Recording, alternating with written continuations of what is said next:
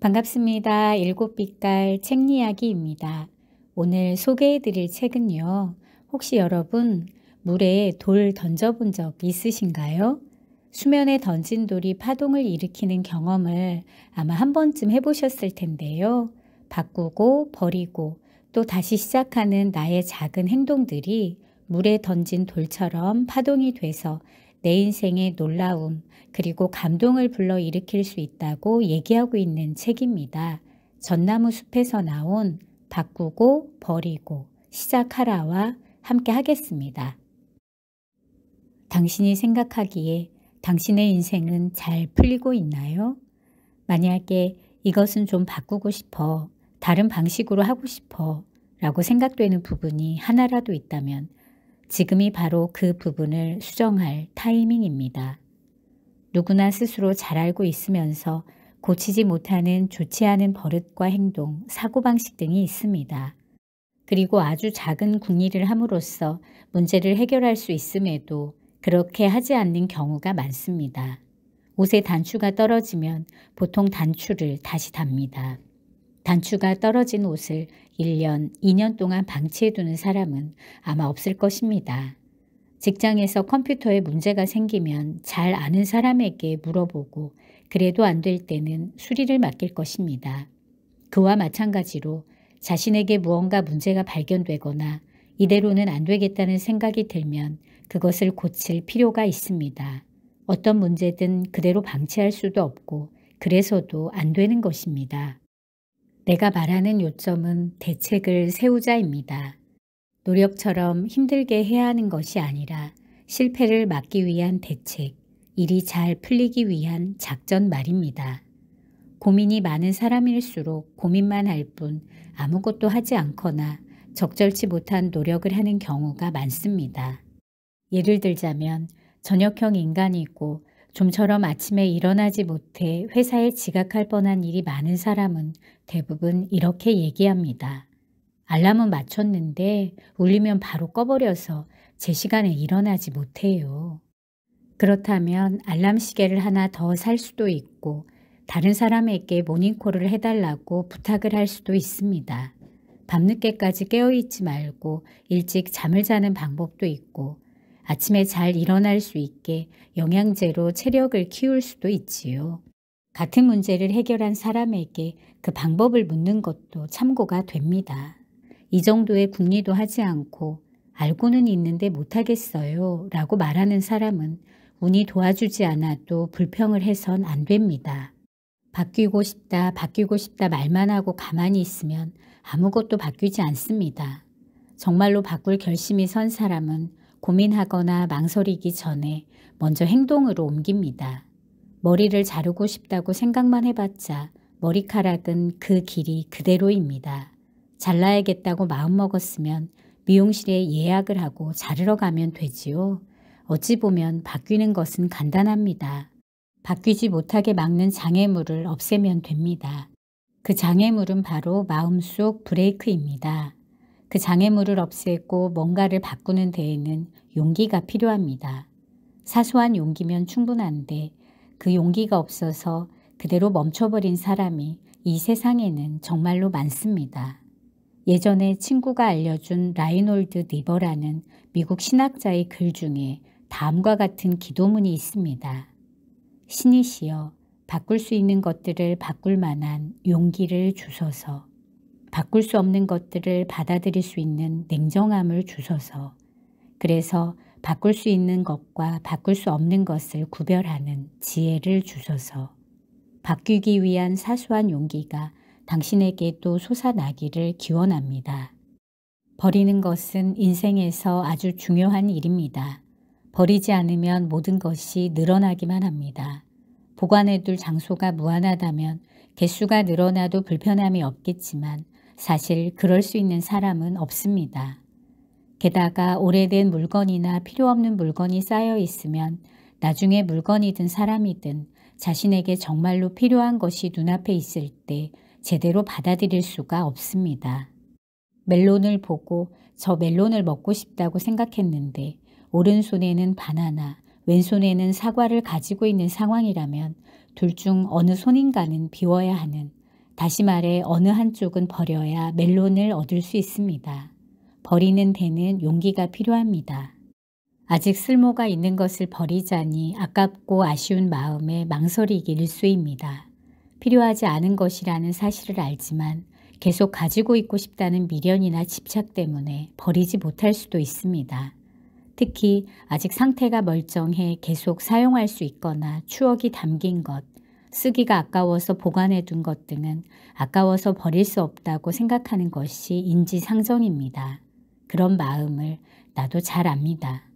나도 얼마 전까지 아깝다라는 말을 연발하며 버리지 못하는 사람이었기 때문입니다.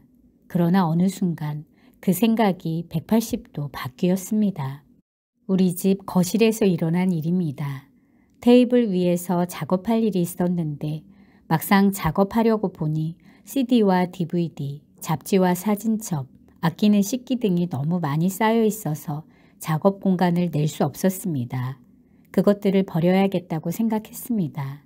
그런데 그 순간 나온 것입니다. 아깝다는 생각 말입니다. 그 다음 순간에는 이런 생각이 들었습니다. 아까워서 다 쌓아두는 것과 내가 쾌적하게 사는 것, 어느 쪽이 더 중요하지? 주인공이 누구지? CD나 DVD, 사진첩도 맨 처음에는 내가 즐겁게 살기 위해 산 것이었습니다. 내 마음에 들어서 산 것이라 당연히 애착이 갑니다. 여행지에서 산 것이라면 여행의 추억도 담겨 있겠지요.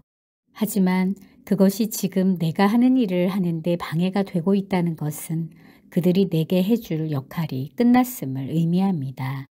이제 손에서 놔줄 시기가 온 것입니다.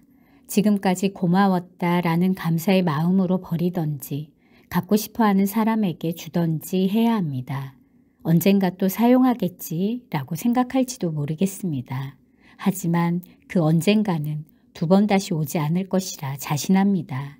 물론 자원 낭비를 하는 것은 좋지 않은 습관이지만 그렇다고 아깝다라는 인정에 너무 얽매이는 것도 자신에게 도움이 되지 않습니다. 사람도 마찬가지입니다. 사귀던 사람과 헤어지는 것은 그 사람이 당신에게 해줄 역할이 끝나 이제 당신 앞에서 사라질 시기가 왔다는 의미입니다. 예전에 자주 일하던 거래처와 이제 그다지 일을 안 하게 되는 경우가 대표적이지요. 일절 만나지 않는다고 인식하는 것과 역할이 일단 끝났다라고 인식하는 것은 매우 다릅니다.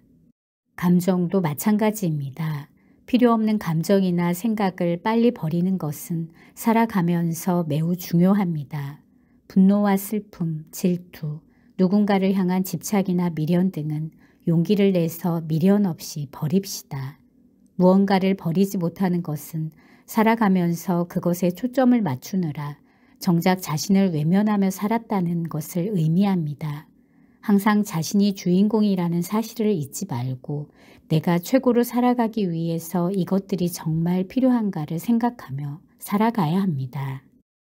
나는 잠자기 전에 리셋을 합니다. 스스로 오늘 좋았던 일과 좋지 않았던 일을 생각해내고 좋았던 것은 칭찬하고 좋지 않았던 일은 반성을 한 뒤에 오늘에게 안녕을 고합니다. 그런 후에 내일은 무엇을 할까를 정하고 나서 잠을 잡니다. 그렇게 하면 잠자는 사이에 뇌가 내일 할 일에 포커스를 맞추기 때문에 확실히 리셋 효과를 볼 수 있습니다. 우유를 마신 컵으로 맥주를 마시고 싶은 사람은 없을 것입니다. 다른 컵을 사용하든지 그 컵을 씻어서 다시 사용하겠지요. 그러니 당신도 매일매일 리셋하십시오. 사고하는 방식의 습관을 추측할 수 있으면 그 사람 스스로 어떤 틀을 얼마나 크게 만들었는지를 알 수 있습니다. 틀과 관련해 작은 나뭇가지에 묶인 코끼리 이야기를 하겠습니다. 아직 힘이 세지 않은 새끼 코끼리임에도 사람들은 새끼 코끼리가 도망을 치지 못하도록 단단한 나무에 묶어둡니다. 새끼 코끼리가 도망가려고 발버둥을 치지만 좀처럼 나무는 움직이지 않습니다. 그러는 사이에 새끼 코끼리는 나는 여기서 도망칠 수 없다고 생각해 버립니다. 그러면 성장해서 힘이 세져도 코끼리는 도망가지 않습니다. 그럼 바보 같은 작은 가지를 뽑아내면 되잖아 라고 생각할 것입니다. 그러나 그와 같은 일이 지금 당신에게 일어나고 있다면 코끼리는 작은 나뭇가지에 묶였지만 당신은 자신이 만든 틀에 묶여 있습니다. 그리고 여전히 그것을 해결하지 못하고 있습니다. 당신만 그러는 것이 아닙니다. 아주 많은 사람들이 당신과 같은 처지에 놓여 있습니다. 대체로 당신이 못해라고 생각하는 것은 사실은 당신이 해결할 수 있는 일입니다. 왜냐하면 당신이 해결할 수 없는 문제는 당신에게 찾아오지 않기 때문입니다. 다시 말하면 당신에게 일어나는 문제는 모두 당신이 해결할 수 있는 것들입니다. 그 누구도 당신에게 우리나라의 GDP를 올려주세요. 무역 적자를 해결해 주세요. 조류 독감을 박멸시켜 주세요. 라는 요구를 하지 않습니다. 어떤 문제든 해결할 수 있을 것 같은 사람에게 찾아옵니다. 그렇기 때문에 당신은 주변의 많은 문제들에 관해서 해결할 수 있다는 것입니다. 여기에서 실제로 할 수 있는 것을 할 수 있다고 느끼는 비결을 알려드리겠습니다. 그것은 무엇일지도입니다. 할 수 있을지도 라고 말해보는 것입니다. 하면 된다라는 말을 들으면 그 순간에만 그런 느낌이 들 뿐 대부분은 금세 하지만 나는 못하겠어 라고 반동이 옵니다. 엑셀레이터를 밟으면서 브레이크도 같이 밟는 꼴이라 바퀴만 헛돌 뿐입니다. 그것을 막는 것이 무엇일지도입니다. 무리인 것처럼 보이는 일도 할 수 있을지도 라고 말하는 순간 해낼 수 있을 것 같은 느낌이 듭니다. 할 수 있을지도는 당신의 발을 브레이크에서 살짝 떼게 해줍니다. 또 다른 방법은 할 수 있을지도 라고 생각하면서 바로 해버리는 것입니다. 그것을 내일 하자라던가 나중에 하자라고 생각하면 순식간에 내일, 나중에라는 틀이 또 생깁니다. 틀을 만드는 사람 대부분이 지금 당장 못하고 연기해버리는 유형입니다. 당장 한다는 습관을 들이면 틀은 점점 활동력을 잃습니다. 할 수 있을지도로 당장 한다를 연습합시다. 자신을 부정하면 희망이 줄어듭니다. 다른 사람들이 자신을 부정해도 자기 자신만은 스스로를 긍정적으로 생각하고 인정해 주어야 합니다. 믿는다는 것은 앞으로 나아가는 힘 그 자체입니다. 믿음이 있으면 적정한 시기에 필요한 사람을 만나고 운이 반드시 내 편이 되어줍니다.